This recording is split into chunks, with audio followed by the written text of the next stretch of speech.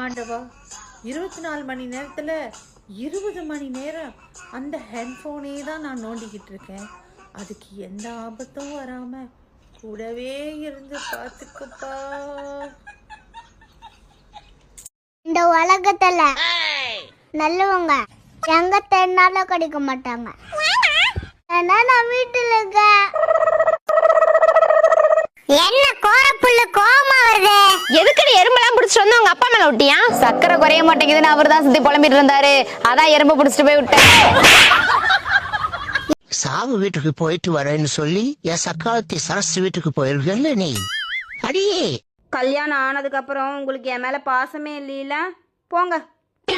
இங்க வா. அப்ப இது மூணு என்ன ஆன்லைன்ல ஆர்டர் பண்ணி வாங்கின? மாமா, எனக்கு ஏனே தெரியல, தூக்கமே வர மாட்டேங்குதுடா. சரி, அப்போ அந்த சிங்க்ல கிடக்குற பாத்திரத்தையாச்சும் கழுவிட்டு வந்து தூங்கு.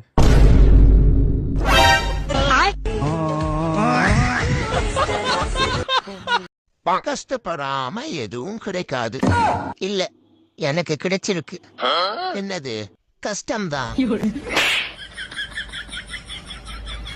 ஏண்டா உனக்கு பொம்பளை சோக்கு கேக்குதா? காது கேட்காத கடைக்கார ஆண்டி, பொம்பளை சோக்கு இல்ல, பொம்பளை குளிக்கிற சோப்பு கேட்டா. இது மட்டும் என் பொண்டாட்டிக்கு தெரிஞ்சுன்னா என் நிலைமை என்ன ஆவறது?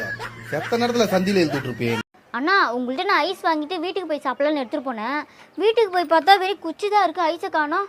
வெறும் குச்சி மட்டும்தான் இருக்கு, ஐஸை காணமா? என்னடா இது புது பிரச்சனையா இருக்கு? உன் வீடு எங்க இருக்கு? தோதான் பக்கத்துல நான் அசோக் நகர். ஏன்டி நாய், அடிக்கிற வெயில்ல 5 நிமிஷம் வெயில் நின்னால ஐஸ் கரைஞ்சி ஊத்திரும். நீ அசோக் நகர் வரைக்கும் ஐஸ் எடுத்துட்டு போயிருக்க. போமா போமா. பிள்ளைக்கு ஃபீஸ் கட்டணும். எவ்வளவு கட்டணுமா? 1 லட்சம். என்னது 1 லட்சமா? ஆமா, எல்கேஜி எதுக்குடி 1 லட்சம்? இது சிபிஎஸ்இ. சிபிஎஸ்இனால ஏபிசிடி சொல்லி தர போறாங்க. அதெல்லாம் எனக்கு தெரியாது. கிழிஞ்சது பொழப்பு, பிச்சைதான் எடுக்கணும். அப்ப வருஷம் வருஷம் எடுக்க போறியா? வண்டி ஓட்டிட்டு இருக்கிறேன், போன வை, நான் அப்புறம் அடிக்கிறேன். மாப்பிள்ள கேட்டே கதை மச்சானா, வண்டி ஓட்டிட்டு இருக்கேன், நான் பொண்டாடி போன் அடிச்சிருக்கேன் போல. வண்டி இப்படித்தான் நிறைய பேரு வண்டி ஓட்டிட்டு இருக்கிறாங்க. நீங்க துட்டுக்கல்ல மாதிரி. அவ காதல் வேணா பொய்யா இருக்கலாம், ஆனா என் காதல் நிஜம். வாழ்க்கையில ஒவ்வொருத்தருக்கும் ஒரு வாட்டி தானே காதல் பூக்கும். என்ன பொறுத்த வரைக்கும் நெஞ்சுக்குள்ள காதல் பூத்து குலுங்கிருச்சுன்னு செருப்பு கட்டி மூஞ்சி மாதிரி அடிச்சு போடுவேன்.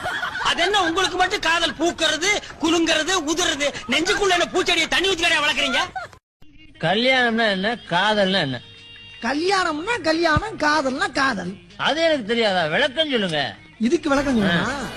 அதாவது உன் பொண்டாட்டி உன்னோட ஒன்னா சேர்ந்து வாழ்ந்தா அதுக்கு பேரு கல்யாணம். அதே உன் பொண்டாட்டி என்னோட ஒன்னா சேர்ந்து வாழ்ந்தா அதுக்கு பேரு காதல்.